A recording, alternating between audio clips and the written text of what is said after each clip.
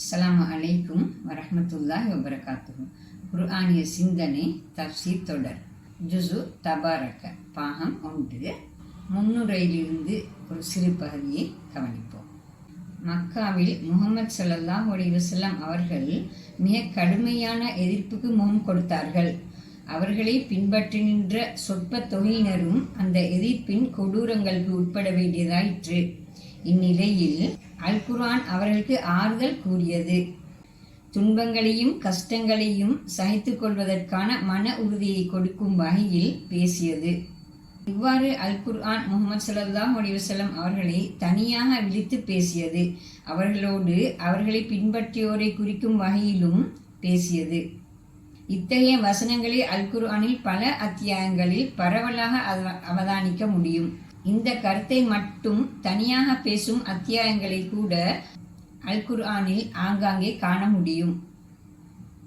இப்பின்னணியிலிருந்து நோக்கும்போது இங்கே நாம் பிரச்சார வாழ்வோடு அல்லது சீர்திருத்த வாழ்வோடு சம்பந்தப்படும் மேலே விளக்கியவாறான வசனங்களோடு தொடர்புபட்ட இன்னொரு வகை வசனங்களை பார்க்க போகிறோம்.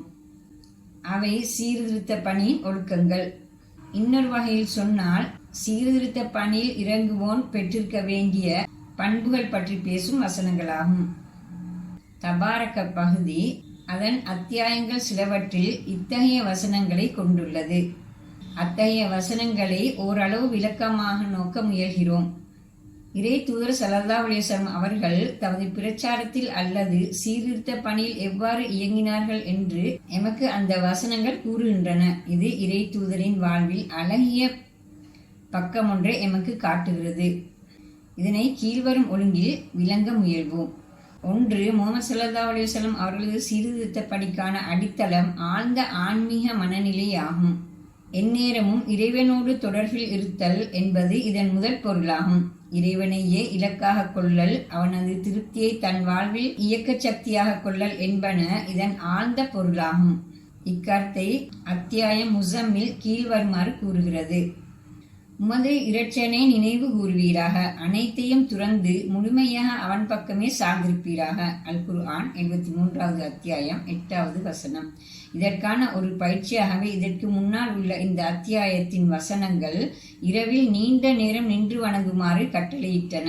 இதே கருத்தை தபாரக என்ற பகுதியில் உள்ள இன்னொரு அத்தியாயமான அல் இன்சான் கீழ்வருமாறு கூறுகிறது. உமது இரட்சகனின் பெயரை காலையிலும் மாலையிலும் நினைவு கூறுவீராக. இரவில் நீண்ட நேரம் அவனை சிரம் தாழ்த்தி வணங்கி அவனை துதி செய்வீராக. அத்தியாயம் 76, 25, 26வது வசனங்கள். இப்பின்னணியில் முஹம்மது ஸல்லல்லாஹு அலைஹி வஸல்லம் அவர்களது பார்வை உலக செல்வங்கள் மீது நிலைக்கவில்லை. அவற்றை அவர்கள் பற்றற்று பார்த்தார்கள். உலகத்தின் அதிகாரமோ செல்வங்களோ அவர்களை கவரவில்லை. பிரபஞ்சத்தின் தலைவனோடு தொடர்பட்ட அவர்களால் இவ்வுலகை ஆசையோடு பார்க்க முடியவில்லை. உலகின் செல்வங்கள் மீது அவர்களது உணர்வுகள் பற்றி படரவில்லை. அவர்கள் கூறினார்கள், எனக்கும் இவ்வுலகுக்கும் என்ன தொடர்பிருக்க முடியும்?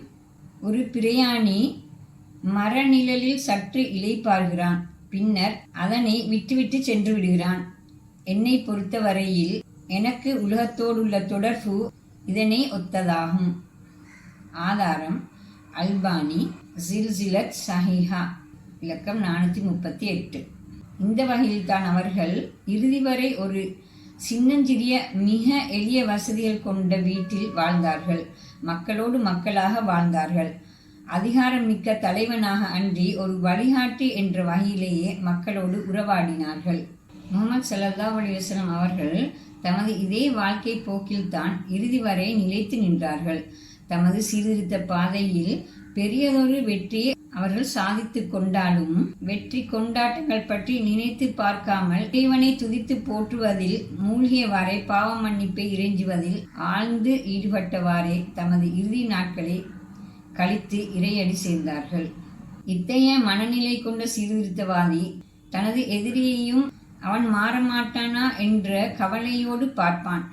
மனித பலவீனங்களை கண்டு மனிதர்களிடம் மாற்றங்கள் மிக வெகுவாகவே உருவாகும் என்ற வகையில் பொறுமையுடன் காத்திருப்பான். இப்பகுதியில் வரும் கீழ்வரும் 2 இறைவசனங்களும் இக்கருத்தையே கூறுகின்றன. எனவே அழகிய முறையில் பொறுமையை கடைபிடிப்பீராக. 70வது அத்தியாயம் 5வது வசனம். அவர்கள் கூறுவதை பொறுமையுடன் சகித்துக் கொள்வீராக. அழகிய முறையில் அவர்களை விட்டு விலகிக் கொள்வீராக. அத்தியாயம் 73 10வது வசனம். அழகிய பொறுமை, அழகிய முறையில் விலக்கிக் கொள்ளல் என்ற பிரயோகங்கள் கசப்பு, வெறுப்பு, குரோதம் என்ற மனநிலைகளிலிருந்து நீங்கி இருத்தல் என்ற கருத்தை குறிக்கின்றது. அதாவது கடும் எதிரிகளையும் கசப்பு, வெறுப்பு, குரோதம் என்ற மனநிலைகள் அற்று எதிர்கொள்ள வேண்டும் என இவ்வசனங்கள் கூறுகின்றன. ஒரு சீர்திருத்தவாதியின் அடுத்த முக்கிய பண்பை அத்தியாயம் அல்-முத்தஸிர் கீழ்வருமாறு கூறுகிறது. அதிகமாக செய்துவிட்டேன் என கண்டு சொல்லி காட்டாதே. அத்தியாயம் 74 6வது வசனம். தான் சாதித்தவற்றை பார்த்து நான் என்ற உயர் வெண்ணத்தில் அவன் தீனி போட மாட்டான். நான் என்ற உணர்வை மறந்து சாதிப்பவை அனைத்தும் இறையருள் என எண்ணி உழைப்பது என்பது மேலே விளக்கப்பட்ட ஆன்மீக மனப்பக்குவத்தின் விளைவாகும். இவ்வாறுதான் இறை தூதர் முஹம்மது ஸல்லல்லாஹு அலைஹி வஸல்லம் அவர்கள் தனக்கென்று எதையும் இவ்வுலகிலிருந்து எடுத்துக்கொள்ளவில்லை. தான் சாதித்தவற்றை கூட அவர்கள் பெரிதாக எதுவும் செய்துவிட்டதாக காணவில்லை. சீர்திருத்த பாதையில் உழைப்பதை தனது பெரும் சாதனைகள் என காணாத மனோநிலை கொண்டவனாக ஒரு சீர்திருத்தவாதி அல்லது கொள்கை பிரச்சாரகன் இருக்க வேண்டும் என இவ்வசனம் கூறுகிறது. பணிவும் தன்னல மறுப்பும் கொண்ட உயரிய பண்புகளின் அடிப்படை இதுவாகும். 2. முஹம்மது ஸல்லல்லாஹு அலைஹி வஸல்லம் அவர்களது சீர்திருத்த பணியின் 2வது அடித்தளம் அவர்களது ஆழ்ந்த தூய ஒழுக்க நடத்தையாகும். அல் குர்ஆனின் தபாரக என்ற இப்பகுதியில் 2 அத்தியாயங்கள் இது பற்றி கூறுகின்றன. அதில் முதலாவது அத்தியாயம் கலமில் இடம்பெறும் கீழ்வரும் வசனமாகும். நிச்சயமாக நீர் உன்னதமான நல்லொழுக்கம் கொண்டவனாக உள்ளீர். அத்தியாயம் 68 வசனம் 4. இவ்வசனம் இறை தூதர் முஹம்மது ஸல்லல்லாஹு அலைஹி வஸல்லம் அவர்களது சீர்திருத்த பணியை எதிர்த்து நின்றோரை நோக்கி பேசியதாகும். முஹம்மது ஸல்லல்லாஹு அலைஹி வஸல்லம் அவரிடம் காணப்பட்ட உயர்ந்த ஒழுக்க பண்பாடுகள் தாம் அவர்களை நம்பிக்கையாளர் அல் அமீன், உண்மையாளர் அஸ்வாதிக் என்றெல்லாம் அவர்களது மக்களை சொல்ல வைத்தன. இது பற்றி விளக்கும் 2வது இடம் அத்தியாயம் முத்தஸிரில் இடம்பெறும் கீழ்வரும் வசனமாகும். உமது உள்ளத்தை தூய்மைப்படுத்திக் கொள்வீராக, குற்றச் செயல்களில் இருந்து விலகி நடப்பீராக. அத்தியாயம் 74 4வது 5வது வசனங்கள். இவ்வசனங்கள் உல தூய்மையையும் பாவச் செயல்களிலிருந்து விலகி இருப்பதையும் உபதேசிக்கின்றன. நன்னடத்தையையும் உல ரீதியாக தூய்மையாக இருப்பதையும் இவ்வசனங்கள் வலியுறுத்தும் போது அவை உயர்ந்த ஒழுக்க பண்பாடுகளை கடைபிடித்து வாழ்வதையே வலியுறுத்துகின்றன என்பதில் சந்தேகமில்லை. இவ்வசனங்கள் எழுந்து எச்சரிக்கை செய்வீராக. அத்தியாயம் 74 வசனம் 2 என்ற சீர்திருத்த பணிக்கு இறை தூதர் ஸல்லல்லாஹு அலைஹி வஸல்லம் அவர்களை அனுப்பும் வசனங்களை அடுத்து வருபவையாகும் என்பது இங்கு கவனத்தில் கொள்ளப்பட வேண்டும். இந்த வகையில் முஹம்மது ஸல்லல்லாஹு அலைஹி வஸல்லம் அவர்கள் பிரபஞ்சத்தின் தலைவன், இறைவனோடு மிக ஆழ்ந்த நெருக்கம் கொண்ட தூய்மையும் உயர்ந்த ஒழுக்க பண்பாடுகளையும் கொண்ட சமூக சீர்திருத்த போராளி. இவ்வாறாக அவரது மிக ஆழ்ந்த ஆன்மீக உணர்வும் உயர்ந்த ஒழுக்க பண்பாடுகளுமே சீர்திருத்த பணிகளுக்கான மூலதனமாக அமைந்தன. இப்பின்னணியிலேயே அவர்கள் உலகத்துக்கு அருளாக அமைந்தார்கள். மனிதனின் உலக மறுமை நலன்களையே அவர்கள் கவனத்தில் கொண்டார்கள். எனவேதான் அவர்கள் தம்மை எதிர்த்தோரையும் மிகுந்த கவலையோடு பார்த்தார்கள். அவர்கள் நரகில் போய் விழுந்துவிடக் கூடாதே என்ற கவலை அவர்களை எப்போதும் ஆட்கொண்டிருந்தது. எனவேதான் இறைவன் அவர்கள் நம்பிக்கை கொள்ளாமை கண்டு கவலையில் உண்மையே நீர் அழித்துக் கொள்வீர்கள் போலும் என்று அடிக்கடி கூற வேண்டி வந்தது. உதாரணத்திற்கு 18வது அத்தியாயம் 6வது வசனம், 26வது அத்தியாயம் 3வது வசனம்.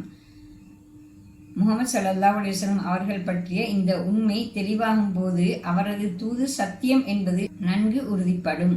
இந்த வகையில் தபாரக என்ற அல் குர்ஆனிய பகுதி முஹம்மது ஸல்லல்லாஹு அலைஹி வஸல்லம் அவர்கள் பற்றி கூறிய வசனங்களை திரட்டி அவை தரும் கருத்தையே இங்கு விளக்கியுள்ளோம். இக்கருத்தை முஹம்மது ஸல்லல்லாஹு அலைஹி வஸல்லம் அவர்களது நடத்தை பற்றி வந்துள்ள அறிவிப்புகள் மூலமும் பதிவு செய்யப்பட்டுள்ள அவர்களது வார்த்தைகள் மூலமும் இன்னும் விரிவுபடுத்தி விளக்க முயலுமாயினும் விரிவஞ்சி அதனை தவிர்த்து கொண்டோம். இவ்வாறு சூரா தபாரக பற்றிய ஒரு அறிமுகத்தை முன்னுரையிலிருந்து உங்களுக்கு தந்திருக்கின்றேன். இன்ஷா அல்லாஹ் அடுத்த வீடியோவில் சந்திப்போம். அஸ்ஸலாமு அலைக்கும் வரஹ்மத்துல்லாஹி வபரகாத்துஹு.